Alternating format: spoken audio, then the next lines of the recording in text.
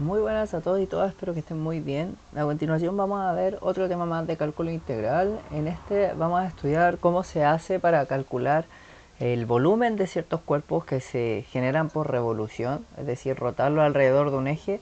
Y lo vamos a hacer en específico con el método de los cascarones o de los cilindros, de la manera en que lo hayan pasado. Entonces, primero que todo vamos a entender cuál es un poco la problemática. La problemática es que tenemos acá una función que tiene un área y que nos dicen que se va a generar un cuerpo a partir de rotar esto respecto al eje Y. Entonces lo que se hace es que este cuerpo finalmente empieza a rotarse, o perdón, que esta área se empieza a rotar y se genera un cuerpo. Que vamos a tratar de hacerlo calzar lo mejor posible acá.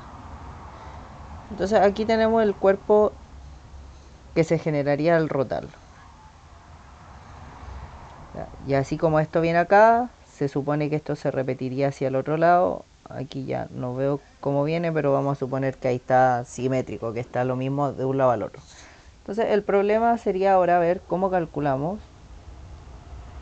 el volumen de este cuerpo, considerando que el cuerpo en sí, lo que realmente está sólido sería esta parte como hasta abajo, y que esto que voy a tratar de señalar en azul está vacío, es como un hueco que quedó. Para esto hay distintos métodos. Uno de ellos es el de los cascarones que vamos a ver ahora. El otro es el de los anillos, que lo más seguro es que lo veamos en otro video. Voy a borrar primero esto para que veamos más o menos cuál es la intuición que tiene esto de los cascarones. Bueno, nosotros teníamos, y me voy a remontar de nuevo a la integral de Riemann. Cuando teníamos la integral de Riemann y queríamos ver cuál era el área que había debajo de una curva, lo que hacíamos era como tomar distintos rectángulos y sumar toda su área. Y después decíamos, chuta, pero esto no es muy preciso. Entonces, para mejorar la precisión, lo que hacíamos era hacer rectángulos cada vez más chiquitos. Ahora vamos a hacer algo parecido. Vamos a ocupar, eso sí, en vez de rectángulos, vamos a ocupar cilindros. Y por eso se llama de los cascarones o los cilindros. Vamos a suponer acá con verde que yo voy a tomar un cilindro que parte desde donde mismo parte el cuerpo hasta el lugar más alejado, y aquí voy a hacer un cilindro.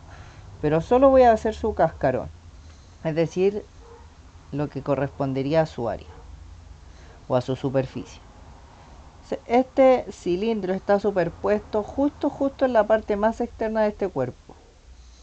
Ya, hasta ahora no tiene ningún volumen porque es solo un cascarón, es solamente una parte en dos dimensiones, por así decirlo. Entonces como que no me serviría mucho para lograr mi propósito de calcular volumen. Entonces vamos a hacer algo parecido a lo que hacíamos con Riemann y con los rectángulos. Vamos a darle un leve grosor, un muy pequeño grosor. Vamos a darle un grosor infinitesimal. Entonces imaginemos que esto ya es un cilindro que está casi todo hueco por dentro, pero que tiene un pequeño grosor que lo traté de representar ahí pintando un poquito más grueso la pared.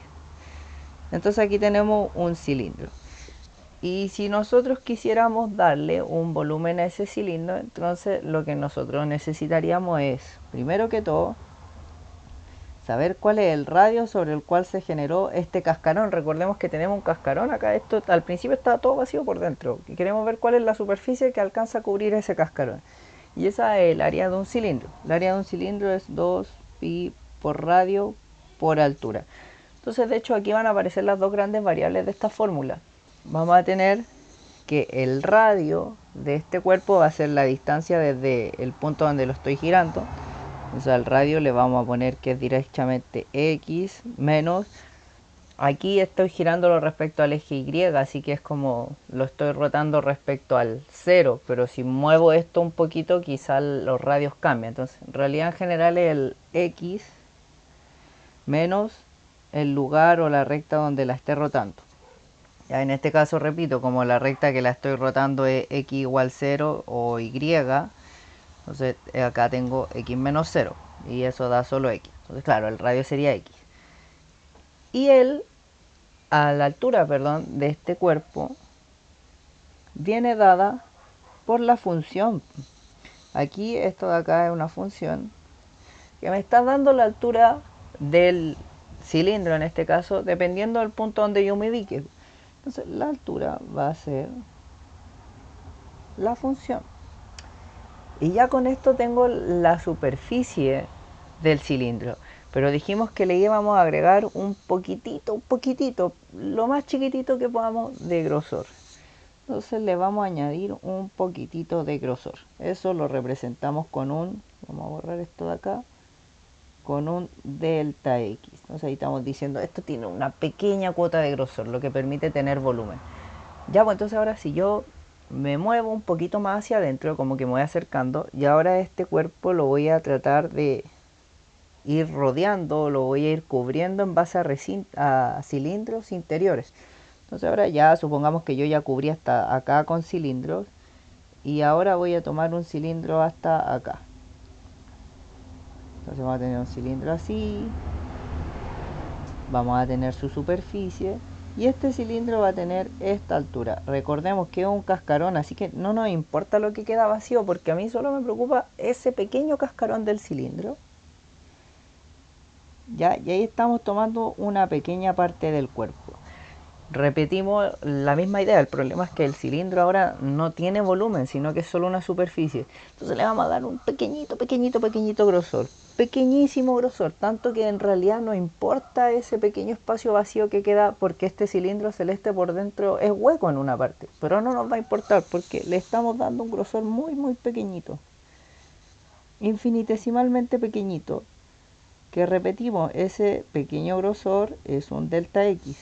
Pero ahora vamos a tener otro radio, porque nos movimos un poquito más cerca y la altura va a ser la función evaluada en ese punto donde estemos. Entonces de a poquito nos vamos dando cuenta de que en realidad está apareciendo, para variar, nuevamente algo muy parecido a lo que es la suma de Riemann. Entonces, nosotros después de que tengamos los diferentes cilindros, si dibujo otro solamente por el dibujo, hagamos otro cilindro por ejemplo acá, cuya lógica es la misma, que tiene una altura aquí, una muy pequeñito grosor, y le vamos sumando todos estos cilindros, yo finalmente haría el volumen del cuerpo. Y si yo con esto hago el volumen del cuerpo, al sumar estas pequeñitas superficies con un leve grosor, lo que estoy haciendo es una suma infinitesimal, donde estamos tomando 2pi por el radio, que son las superficies. Estoy agarrando todas las superficies ya vimos que su altura viene dada de hecho por la fórmula de acá, evaluada en un punto, por una leve diferencia que le vamos a dar a cada uno de estos cilindros. Y bueno, esto es precisamente, de hecho esto hasta acá estamos sumando, vamos a hacer que la separación sea muy pequeña y tenemos la integral de Riemann.